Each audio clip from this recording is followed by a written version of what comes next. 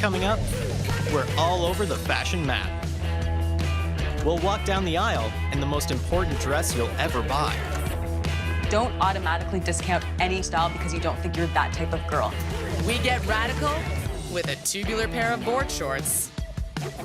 And we make a classic leather bag with a lot of personality. I love fringe, and I think giving it a little detail on the bag is perfect.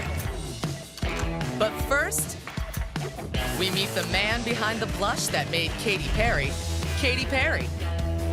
And she just like lit up. And to this day, she's like a version of that. This is Style Factory.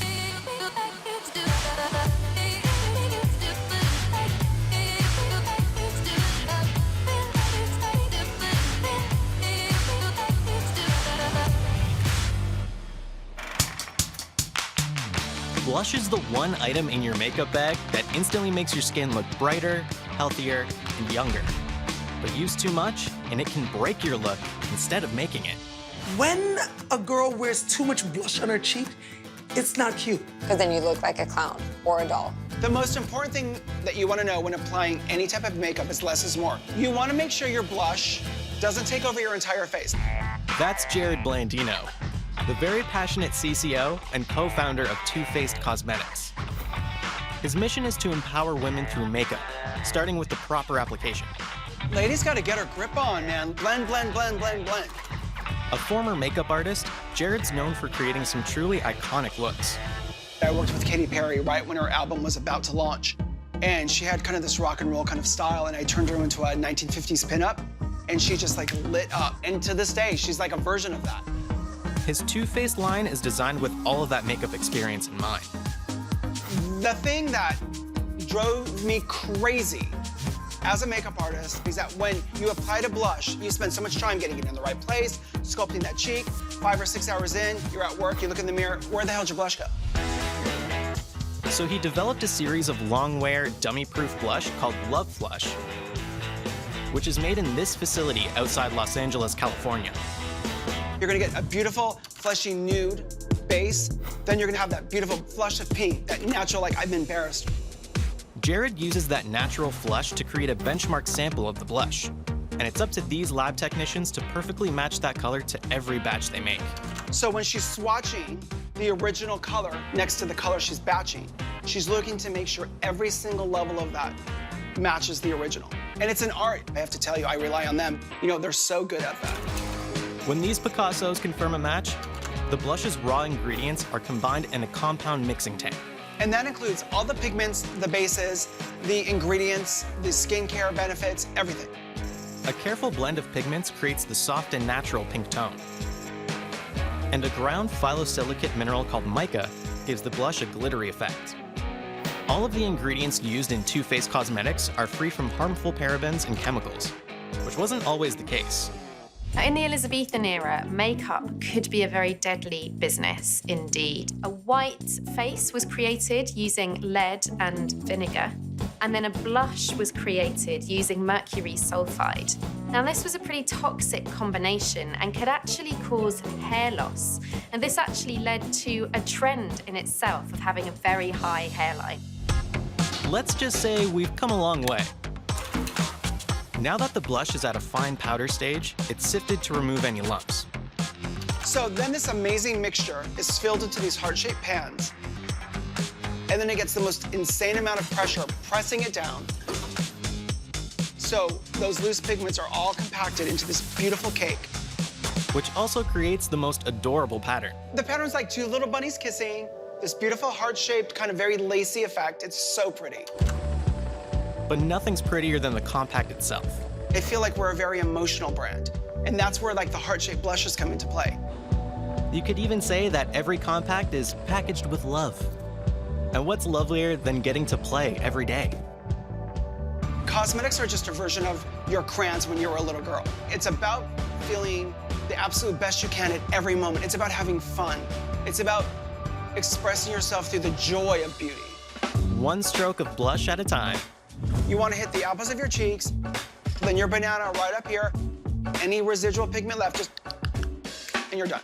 Who's pretty? You can layer, you can build. It's much harder to pull back, to reduce. So I love doing it in layers, like pop a little blush on, look in the mirror, if you like it, pop a little more, layer it up. You're in control. But then you want beautiful tools like in brushes so you get the perfect blend, get the perfect application. What makes me blush? When I get compliments. And shoes. I have one drink and I blush. It's kind of instant blush, free blush. Gold makes me blush too.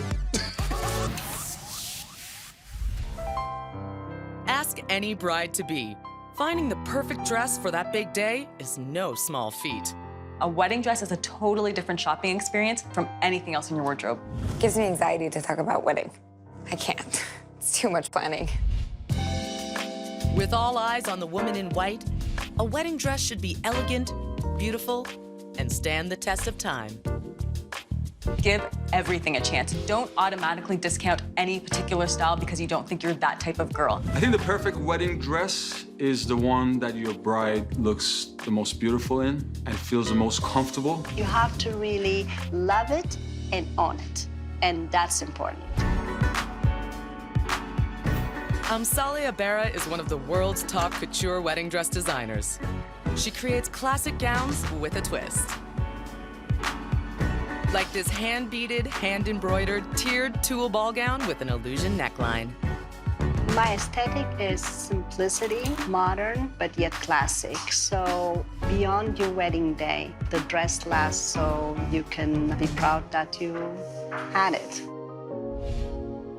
The romantic and regal look of this wedding dress is what makes it timeless. A structured and corseted bodice provides the silhouette, while the two-tiered petticoat channels a bride's inner princess. The finishing touch is the illusion neckline. From the front, it adds a dimension of romantic femininity, while the back view is a nod to modern sultriness. Amsale's dress might look effortless, but really, it's almost as hard to make as it is to shop for. Each one takes 31 days, thousands of beads, and a whole lot of tulle. It's the creation and it's the whole process that comes with it it's just magnificent. All of this work is done out of a 15,000 square foot workshop in New York City, where Amsale collaborates with her well-oiled team on every creation. The theme in general of this collection is about softness and romantic, and it's still very modern. I don't want it to be just girly. The spring collection incorporates traditional Indian embroidery with clean lines to make it modern and versatile. For this particular gown, Amsale has decided on a petticoat with a lot of volume, which brings us to all that tulle. Tulle is a very lightweight fabric. It really creates the sheerness, but yet also you can do a volume by having layers and layers of tulle. That's the beauty of tulle. Every last element of the dress is given careful consideration before pencil is put to paper. This sketch is created for their pattern maker, Sue, to work from. Sue's job is to map and measure the dress's 43 individual pieces onto pattern paper. As you're building it, talk to us, because we're still experimenting, we're not sure. While Amsale's design style is to let creativity take the lead, there's one steadfast rule she always follows. Her entire collection is made in wedding white. In a white dress, you really can't go wrong. Now, the custom white wedding dress goes back to the Victorian era. Queen Victoria was instrumental in popularizing the use of white for wedding dresses. Before that, brides wore bold, rich hues and a variety of exclusive fabrics to display wealth. And more often than not, these unions were about more than true love. Historically, weddings were seen as kind of a business transaction between wealthy, elite families. So not necessarily quite as romantic as we think of them today. So a white dress became the perfect beacon to display the bride's prospective wealth. If you have a white dress, that means that you have quite a few people that wash it for you regularly. With the pattern complete, the dress's fabric is laid out on a table. And like all things couture, the work is done by hand, using good old-fashioned scissors. Sophia then attaches the embroidered mesh onto the bodice. We send our embroidery to India. What most people really don't recognize, India is known for beading.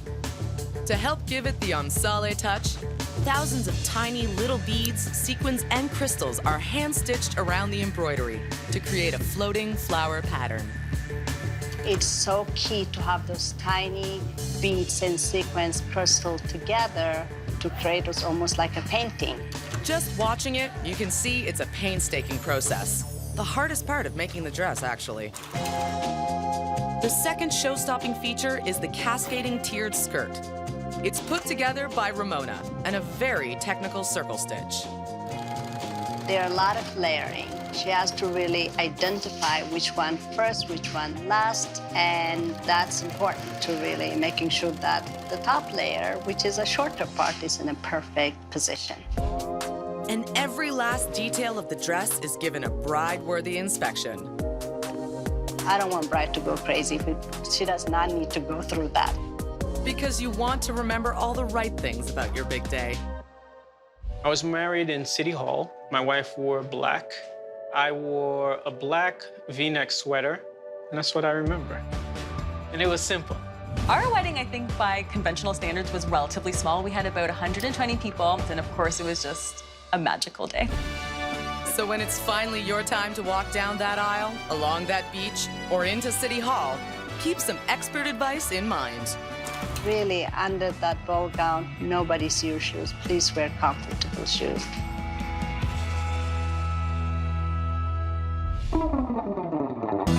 When the surf's up, you're gonna need a pair of these, board shorts. When I think of board shorts, I can't think of anything else other than Hawaii. I've actually been surfing before. It was in Hawaii, and of course I was wearing board shorts, because I mean, like, what else is anyone wearing? While the surfer's beloved board shorts started in Hawaii in the 1950s, Carrie Birdwell Mann was ready for the surfing invasion of California, whipping up her first pair of board breeches in her living room for her kids in 1961. The 311 was born. There's a classic silhouette to it. That look, they just nailed it on the first try, basically, and it's just stayed the same. Natis Kaupas grew up in the heart of surf and skate culture in Dogtown, California. A skateboard legend in the 80s, Natis was never far from California's legendary surf culture, or a decent pair of board shorts. Board shorts are definitely a really important part of California culture, so board shorts are naturally a fashion statement. The shorts are made in Santa Ana. Though the facility has moved out of the Birdwell's living room and into this 10,000 square foot space. The creative team starts the process off by working out what colors and patterns are hot for the season. Really, the 311 is Carrie Birdwell's original design, with just a few more changes for performance and more modern manufacturing techniques. It's got the same DNA. It's the same. The color palette for the shorts is limited only by imagination. But all Birdwell's famous board shorts are made the same way. 2 front panels are stitched to 2 back panels to make the leg. The pocket is added to the rear end, and it's all held together with a drawstring waistband at the top. On the cutting table, the nylon fabrics for several colors are rolled out at once, improving production efficiency. Nylon is used because it dries quickly, it's durable, it's long-lasting, and resilient. Noe here uses an electric straight knife to cut out each of the shorts components.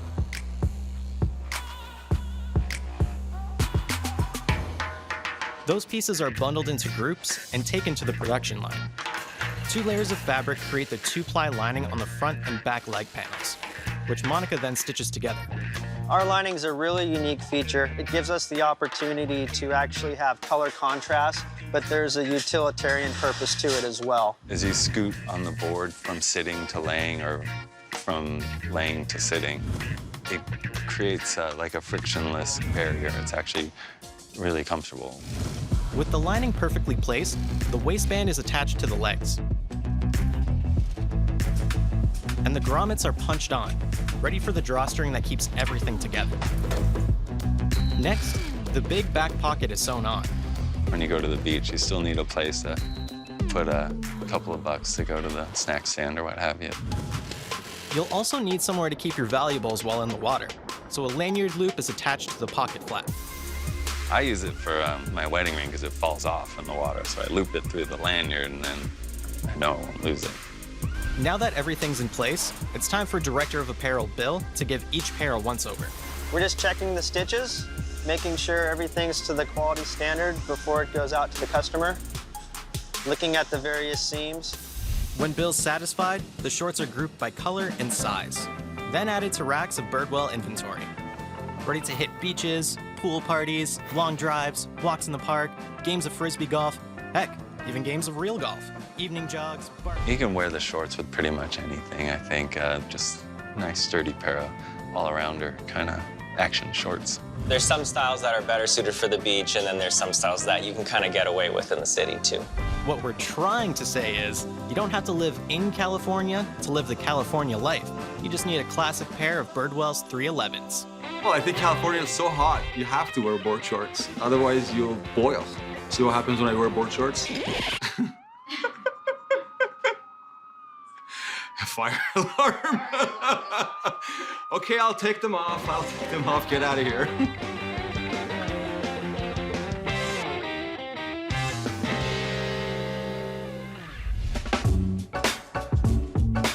When you need a bag that's smaller than a work tote, but big enough to hold your daily essentials, all with a pop of stylish bravado, it's time to pick up a saddlebag. Simple bag with flaps. It emerged from equestrian wear. I think of, say, Queen Elizabeth. But what happens is, recently, downtown New York, those very utilitarian items have had a real renaissance because they are very functional. As a street style photographer, I've noticed that saddlebags are definitely one of those items that you're seeing a lot more of. Thanks in part to the bold president of GG New York, Tom Glazer. What is now a stylish leather accessories company actually started as a leather bookbinder by Tom's dad, Bennett Glazer, in 1969. Hardly the fashion-forward brand we know today. It was really the recession that awakened us to the reality that we needed another kind of business. The paper business not being what it once was. So Tom pivoted their dad's bookbinding business into a fashion house, GG New York. One of GG's best sellers is the Kelly saddlebag in poppy-colored leather with an embossed snakeskin texture. What we like about the poppy color is that it's both red and pink at the same time. There's always a pink customer out there, there's always a red customer out there. All the products in the GG lineup start in the design studio as concepts that hope to capture the mass market. I think this will be great for next spring, especially in this shape. I mean, I think this orchid gives it a huge pop. It all depends on trend research, what's coming down the runway. Is there anything that I think is going to be a really strong color for that season? The Kelly bag is a classic shape. It could go on indefinitely. Our ability to reinterpret it and keep it interesting is what's going to probably determine how long it lasts. When the bags go into production, rolls of poppy-colored leather are laid out.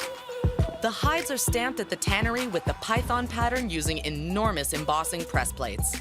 That scaly texture is what gives GG's bags a stylish edge. We chose the python leather because we wanted a leather that had a fashion flair to an otherwise pretty conservative look. Leather has an association that's everything from its smell to its visual. It helps communicate genuine feeling. It's not an artificial product. So whereas our embossed python is a recreated look on leather, it seeks to use a natural leather base. Purses and saddlebags are deceptively difficult to make, but the first step is straightforward. Die cutting all the leather pieces, cookie cutter style. Each saddlebag will use about 7 feet of leather, and the pieces are all bundled for assembly. The edges of the front and back panels are hemmed by Hector. Now, the front and back sections are ready for attachment to the side piece, which holds everything together. That's done using a Kelly bag-shaped mold. The front and back sections are placed on, then the side panel is glued and pressed onto the side and underside of the mold. They're going to hold the part of the bag that is most important to its longevity, which is the straps. So we take extra care to make sure that they're strong. It's not square, so you can actually put more things in it, and you gain easy access to your items. Meanwhile, the bag's inside pocket is created by stitching a zip to another piece of leather with the pocket hole cut in. That pocket lining, called a drop-in lining, is then attached to the bag. I'm a type A OCD, so everything has to be organized. So I can like put the makeup in one pocket, then my hand sanitizer and my mint together. So everything is like perfectly organized.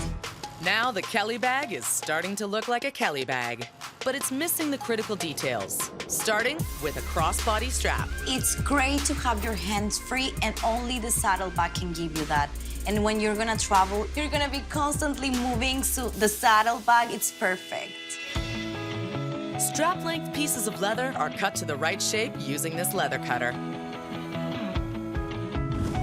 Brass D-rings are glued to the ends, and the D-rings are attached to the bag's side panel. To keep the bags on trend this season, handmade tassels add a little extra flair. Making them is easy. Strips of leather are feathered, rolled, and capped. The saddlebag is ready to rock for years. They are so timeless. It's like a bag that you can purchase now when you're like in your 20s, and you can still wear it when you're in your 50s. So if you invest and get a good one, it's something that you can have your whole life.